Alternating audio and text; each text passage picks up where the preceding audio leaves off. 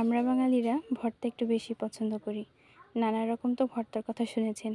কখনো কি ধনিয়া পাতার ভর্তার কথা শুনেছেন? আসসালামু আলাইকুম। কেমন আছেন আপনারা? আমি আলহামদুলিল্লাহ ভালো আছি। চলেন আজকে শেয়ার করব ধনিয়া পাতার ভর্তা। প্রথমে একগুচ্ছ ধনিয়া পাতা নিয়ে নিয়েছি, সাথে নিয়ে নিয়েছি 2 চাকা মাছ। ধনিয়া পাতাগুলোকে কেটে ভালোভাবে ধুয়ে নিচ্ছি। এরকমভাবে ছোট ছোট করে কেটে নিয়েছি। তারপরে প্রেসার কুকারে নিয়ে হালকা একটু পানি দিয়ে দেব। তারপর 2 শীষ দিয়ে নিলেই হয়ে যাবে এই ধনিয়া পাতা সিদ্ধ। এটা রেখে অন্য সাইডে কাঁচামরিচ, রসুন, পেঁয়াজ সবগুলোকে দিয়ে এর মধ্যে তেল দিয়ে দেব পরিমাণ মতো। সয়াবিন বা সর্ষে যে তেলই ব্যবহার করেন না কেন। এরপর ভালোভাবে এটাকে নেড়ে চেড়ে নেব।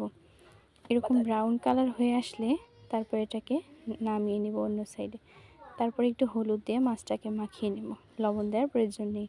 আবার ওই কড়াইতেই এই মাছগুলো ভেজে নেব এবং এক পর্যায়ে মাছগুলো এরকমভাবে ভেঙে দেব। দিয়ে মাঝখানে যে কাঁটাটা ছিল সেটা ফেলে দিয়েছে এবং এটা আমি দেখানো হয়নি।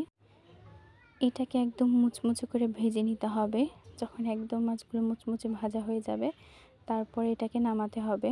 এর আগে নামানো যাবে না, যেন কাঁটাগুলো একদম পিষলে ভেঙে যায়, সব কিছু গুঁড়ো হয়ে যায়। এরপর ওই কড়াতেই ধনিয়া পাতা যেগুলো সিদ্ধ করে নিলাম সেগুলোকে দিয়ে ভালোভাবে হালকা করে নেড়ে চেড়ে নেব এবং এটাও একটু হালকা করে ভালোভাবে ভেজে নিতে হবে, না ভাজলে হবে না। এরপর এই সবগুলো একটা প্লেটে নিয়েছি। হালকা একটু ঠান্ডা হয়ে আসলে তারপর পাটায় সেই যে ধনিয়া পাতা একটু ভেজে রাখলাম সেটাকে দিয়ে দিব। দিয়ে এগুলো খালামণি পিষে নিচ্ছে ভালোভাবে। সবগুলোকে খালামণি ভালোভাবে এগুলোকে পিষে নেবে এবং এর পরবর্তীতে দিয়ে দিবে সেই যে মাছগুলো রেখেছিলাম ভেজে সেগুলো। আপনারা চাইলে কাঁটাগুলো ফেলে দিতে পারেন বেছে, আর না চাইলে এমনি পিষে নিলেও হয়ে যাবে। এগুলো একদম মিহি করে পিষে নিতে হবে সব কিছুকে।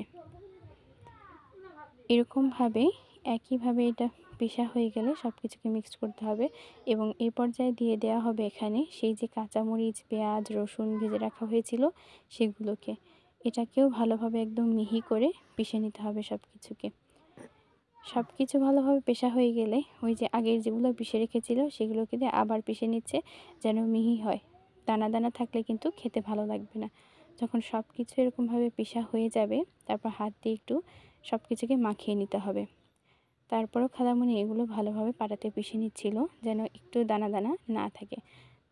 এরপর ভালোভাবে একটু লবণ দিয়েছে, দিয়ে এগুলোকে ভালোভাবে মাখিয়ে নিচ্ছে। মাখিয়ে নেওয়ার পর এটাতে কড়াইতে দিয়ে দিবে। কড়াইতে দিয়ে কিছুক্ষণ ভেজে নেবে।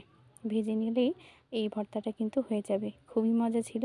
আপনারাও চাইলে বাসায় এভাবে বানাতে পারেন। আমার এই ভিডিওটা যদি আপনাদের কাছে ভালো লেগে থাকে লাইক, কমেন্ট, শেয়ার করে পাশে থাকবেন এবং বাসায় বানানোর পর আপনাদের কাছে কেমন লেগেছে সেটাও কিন্তু আমার কমেন্টে জানাবেন। ভালো থাকবেন সবাই, দোয়া করবেন। আপনাদের সাথে দেখা হবে অন্য কোনো একটা ভিডিওতে। আল্লাহ হাফেজ সবাইকে।